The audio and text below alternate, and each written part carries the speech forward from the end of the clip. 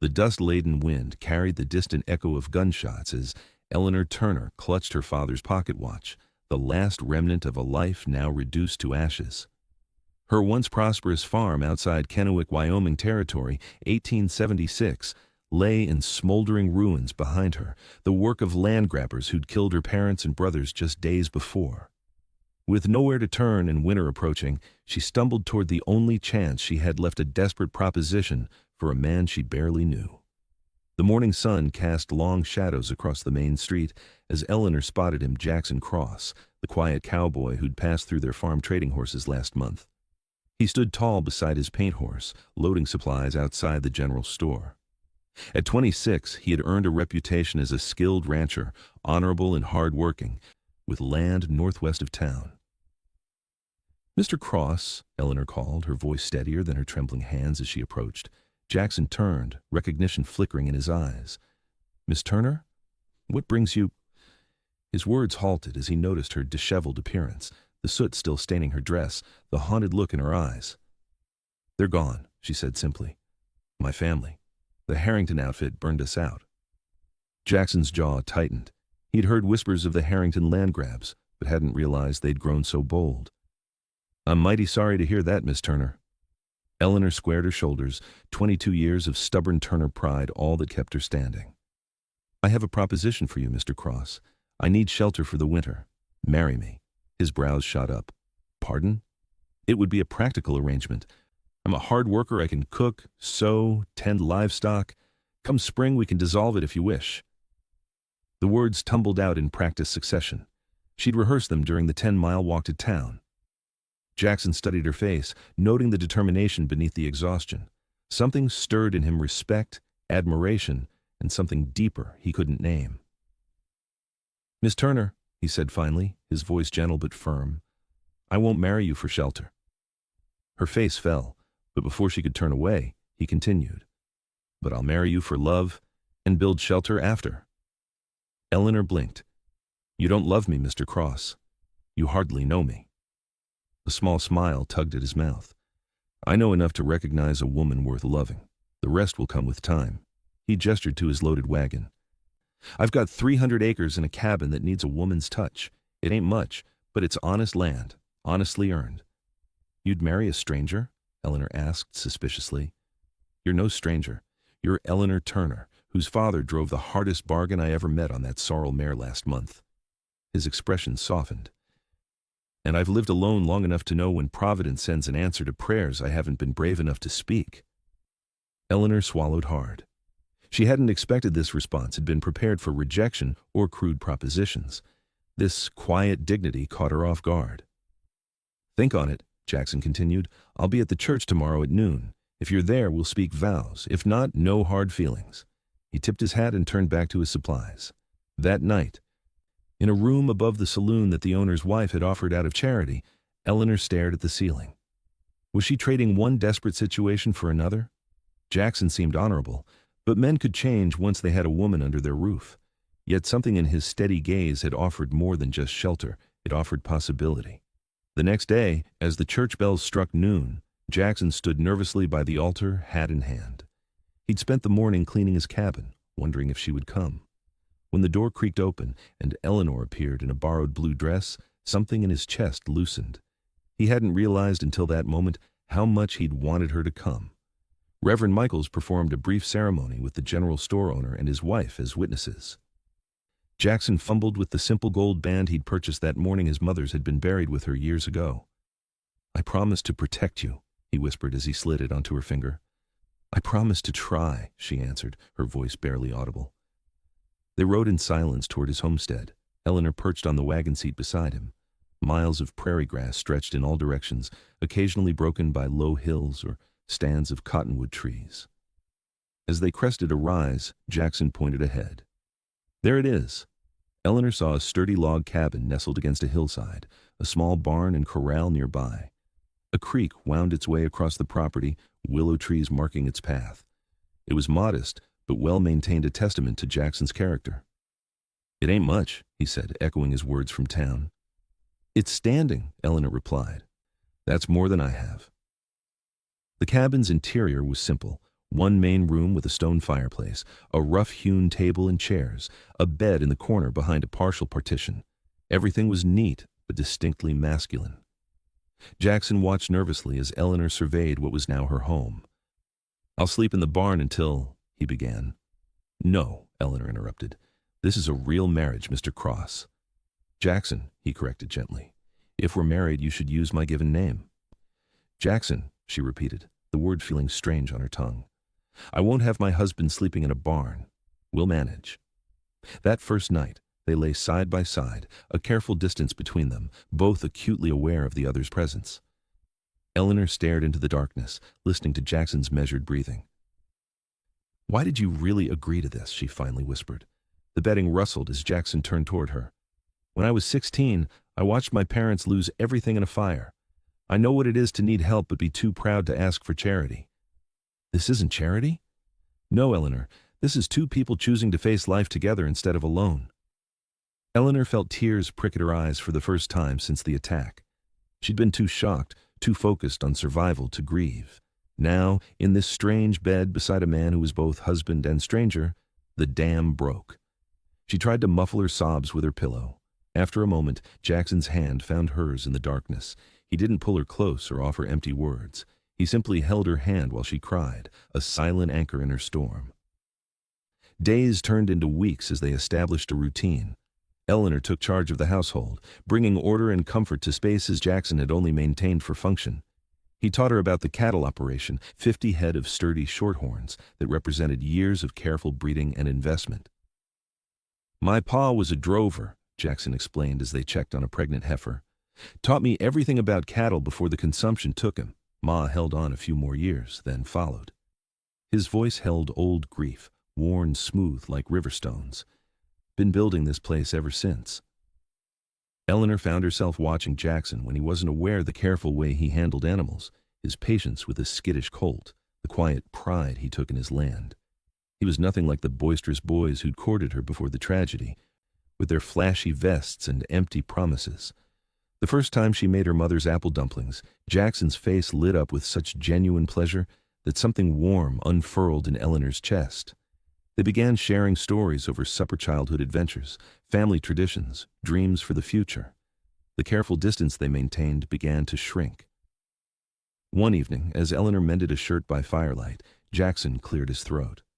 "There's a social at the schoolhouse Saturday. Thought you might like to go, meet some of the neighboring women." Eleanor looked up, surprised. "Are you certain? People will talk." "Let them," Jackson said simply. "You're my wife." The social proved more difficult than Eleanor had anticipated. Curious eyes followed her, whispers trailing in her wake. The story of their hasty marriage had clearly made the rounds. Some women were welcoming, but others kept their distance. "Don't mind Mrs. Porter," a friendly redhead named Sarah Jenkins whispered. "She had her eye on Jackson for her niece before you came along." We didn't," Eleanor stammered. Sarah patted her hand. "Honey, we all make our matches how we can out here. Jackson Cross is a good man. Whatever brought you together, you're lucky." Across the room, Jackson stood with several ranchers discussing cattle prices. Eleanor noticed how they deferred to his opinion, though he was younger than most. His quiet confidence drew respect. When the fiddler struck up a lively tune, Jackson made his way to Eleanor's side. "May I have this dance, Mrs. Cross?" It was the first time he'd called her that. She felt a blush creep up her neck as she took his hand.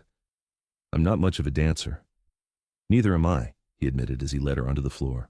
"We'll stumble together." And stumble they did, laughing at their missteps. When the music slowed, Jackson drew her closer, his hand steady at her waist. Eleanor found herself studying the small scar above his eyebrow, the flecks of gold in his brown eyes. "Thank you," she said softly. "For the dance?" "For everything." Their first kiss came the following week, during a sudden thunderstorm that caught them returning from checking fence lines. They raced for the cabin, soaked to the skin and laughing. Inside, as Eleanor helped Jackson with his wet coat, their faces came close. For a heartbeat, they simply looked at each other, then Jackson slowly lowered his mouth to hers. The kiss was gentle, questioning. When Eleanor responded, pressing closer, Jackson's arms encircled her, holding her as if she were precious. They stood there, dripping water onto the floor, discovering each other in this new way. That night, Their marriage truly began. Afterward, as Eleanor lay in Jackson's arms, she realized she hadn't thought about her lost family or home all day. The guilt struck her immediately. "What's wrong?" Jackson asked, feeling her tense. "I feel as though I'm betraying them by being happy," she confessed. Jackson was quiet for a long moment. "My ma used to say that joy honors those we've lost more than sorrow ever could. They'd want you to live, Eleanor." Winter descended with fierce Wyoming intensity. Blizzards howled around the cabin, but inside, Jackson and Eleanor created warmth that defied the elements. They read to each other from Jackson's small collection of books. He taught her to play checkers. She taught him to dance properly when no one was watching. In January, trouble arrived in the form of Harrington's men. Eleanor was alone, Jackson having ridden out to help a neighboring rancher with a difficult calving, when 3 riders approached the cabin. Her heart hammered as she recognized Wade Harrington, the man who had supervised her family's murder.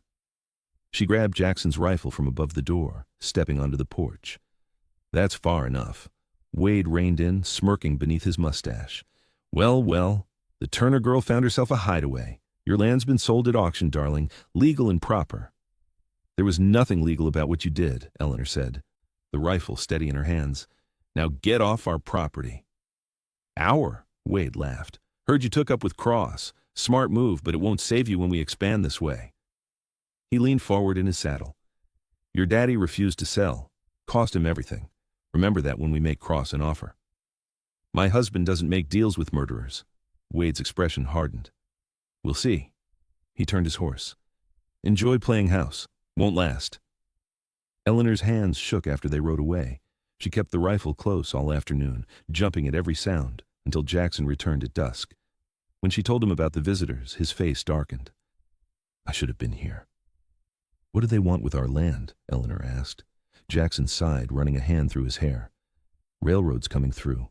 Harrington's buying up land along the likely route, planning to sell at a profit." "Will they come back?" "Probably." Jackson met her eyes. "I won't let them hurt you again, Eleanor. I promise you that." The threat hung over them as winter slowly yielded to spring. Jackson began teaching Eleanor to shoot properly, spending hours at target practice until her aim was true. They rode the property boundaries together, Jackson pointing out defensible positions, creating strategies. "I won't lose another home," Eleanor said fiercely. Jackson squeezed her hand. "Our home," he corrected, "and no, we won't." As the land thawed, Eleanor planted a vegetable garden. Jackson began work on an addition to the cabin, a proper bedroom, and a small sitting area. They talked about children as a someday possibility, not an abstract concept. In late March, Eleanor made a discovery that changed everything. After days of unexplained fatigue and morning sickness, she realized she was carrying Jackson's child. She waited until supper to tell him, watching nervously as he processed the news. His face went blank with shock, then split into the widest smile she'd ever seen on him. "A baby? You're certain?" Eleanor nodded, relieved by his reaction. "Come summer's end, you'll be a father." Jackson knelt before her chair, placing a gentle hand on her still flat stomach. "Thank you," he whispered, his voice thick with emotion. The pregnancy brought a new urgency to their situation with Harrington. Jackson rode into town to speak with the sheriff, only to discover the lawman was firmly in the land baron's pocket. "Can't help you with unproven accusations from months ago," Sheriff Dunn said dismissively. "Sounds like a family dispute over inheritance to me." Jackson returned home frustrated but determined. "We'll need to handle this ourselves," he told Eleanor. "I've sent word to some friends from my droving days, good men who owe me favors." Within weeks, 3 riders arrived at the Cross homestead. Martin Weber, a German immigrant built like a blacksmith, Thomas Holloway, a former Texas Ranger with sharp eyes, and Charlie Two Wolves, a half-Cheyenne scout who'd guided Jackson's cattle drives years before. "Didn't expect to see you settled down, Jack," Charlie commented as they sat around the supper table. "She must be special." Jackson's hand found Eleanor's under the table. "She is." The men helped Jackson reinforce the cabin and barn, creating defensive positions and establishing a warning system. Martin, a skilled carpenter, accelerated the cabin expansion. Thomas taught Eleanor tricks for shooting under pressure. Charlie scouted Harrington's operations, bringing back valuable intelligence. "They're planning something," Charlie reported after a reconnaissance trip. Hired guns coming in on the stage. 20, maybe more. Jackson's face was grim. Harrington's making his move. Eleanor, now visibly pregnant, refused to leave despite Jackson's concerns. "This is our home," she said firmly. "Our child will be born here." Word spread about Harrington's plans. Surprisingly, neighbors began to visit farmers and small ranchers who had watched Harrington's expansion with growing alarm. "He's pushing too far," said elderly Caleb Wilson, who owned a small spread to the east. "Tried to force me out last month. If we don't stand together now, none of us will have anything left." A coalition formed 12 homesteads, banding together against Harrington's tyranny. They established patrols, shared resources, created a network that could quickly respond to trouble. Eleanor, despite her condition, organized the women to prepare medical supplies and food stores. The confrontation came in early June. Eleanor was awakened before dawn by Jackson gently shaking her shoulder. "They're coming," he said quietly. "Charlie spotted them crossing Miller's Creek." Eleanor rose quickly, donning a loose dress over her 7-month belly. They had drilled for this moment. She knew her position inside with the rifle, covering the approach to the cabin while Jackson and the others met the threat head-on. As the sun crested the horizon, Harrington's force came into view. 25 riders spread in a line across the property's eastern boundary. Wade Harrington rode at their center, flanked by hired guns. Jackson and their allies waited at the property's edge, 18 men with determination replacing the advantage of numbers. Eleanor watched from the cabin window, one hand on her belly, the other on a rifle. Harrington raised a hand, stopping his men 100 yards out. He rode forward alone, clearly expecting Jackson to do the same. Jackson dismounted and walked to meet him in the neutral ground between the forces. Eleanor could see them talking, Jackson's posture rigid, Harrington gesturing expansively. After several minutes, Harrington's face reddened. He pointed toward the cabin, then jabbed a finger at Jackson's chest. Even from a distance, Eleanor could read her husband's response in the set of his shoulders. "No." Harrington turned his horse abruptly and galloped back to his men. Jackson walked steadily back to his allies, never turning his back on the enemy. "Take cover!" Jackson shouted as he reached their line. Gunfire erupted almost immediately. Eleanor ducked as bullets splintered the cabin window frame. She steadied her breathing as Jackson had taught her, then carefully took aim at riders attempting to flank their defenders. The battle seemed to last forever, though later Eleanor would learn it was less than an hour. Harrington's men, expecting easy prey, found themselves caught in a carefully planned crossfire. When Wade Harrington himself fell from his horse, clutching his shoulder, the tide turned quickly. The remaining hired guns retreated, carrying their wounded boss with them, or 3 of their number lay still on the cross property. On the defenders' side, 2 men had been wounded, but none killed. Eleanor rushed from the cabin as soon as Jackson gave the all-clear. She found him helping Caleb Wilson, who had taken a bullet in the arm. "It's over," Jackson told her, exhaustion evident in his voice. "Harrington's finished here. The sheriff can't ignore this, and there are too many witnesses now." Eleanor embraced him, heedless of the blood and dirt. "You're safe. That's all that matters." In the aftermath, the community's bonds strengthened. The sheriff, facing pressure from the territorial governor who had been alerted to the situation, arrested Wade Harrington for attempted murder and conspiracy. Many of Harrington's land claims were invalidated when evidence of forgery and coercion came to light. For the Cross family, life settled into a new rhythm. The cabin expansion was completed in time for the birth of their son, James Turner Cross, in late August. As Eleanor cradled their newborn while Jackson looked on with wonder, she realized how completely her life had transformed in less than a year. "I never imagined this," she said softly, stroking the baby's downy head. Jackson sat beside her on the bed. "When you proposed marriage for shelter, what did you imagine?" Eleanor considered this. "Survival. Just making it through the winter. Maybe finding work in town come spring. And now?" She smiled up at him. "Now I can't imagine any life but this one, with you." Jackson leaned down to kiss her gently. "I told you I'd marry you for love." "You didn't love me then," Eleanor pointed out. "I loved the possibility of you," Jackson corrected. "The rest came easy." As autumn painted the Wyoming landscape in gold and crimson, Eleanor stood on their porch, watching Jackson teaching Charlie's young son how to gentle a colt. James slept against her chest in a sling she'd fashioned. In the expanded garden, pumpkins ripened among the cornstalk remains. The cabin now, a proper home with glass windows, curtains, and furniture Jackson had built, stood strong against the coming winter. Eleanor thought of her family often, keeping their memory alive in stories she would share with James as he grew. The pain of their loss had not disappeared, but it had transformed into something she could carry without being crushed beneath it. At the fence, Jackson looked up and caught her watching.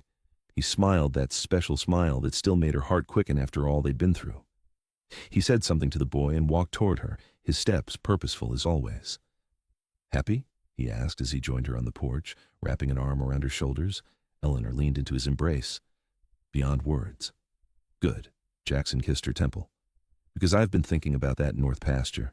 It would make a fine spot for another cabin someday, when James has siblings and needs his own place." "Siblings?" Eleanor raised an eyebrow. "I've only just had this one." Jackson laughed. "No rush. We have time."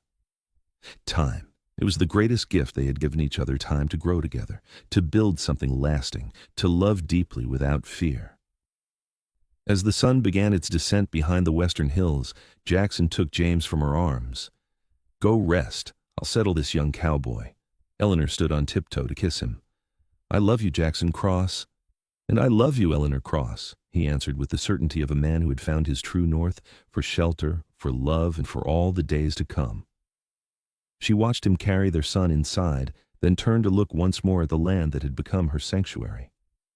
In the distance, she could see riders approaching their neighbors, coming for the harvest celebration they'd planned for the evening. There would be music and dancing, food and laughter, community strengthened through shared trials and triumphs. Eleanor placed her hand on the sturdy porch post Jackson had carved with their initials and wedding date. From desperate proposal to true partnership, their story had only just begun, with each day writing new chapters of a love built to weather any storm.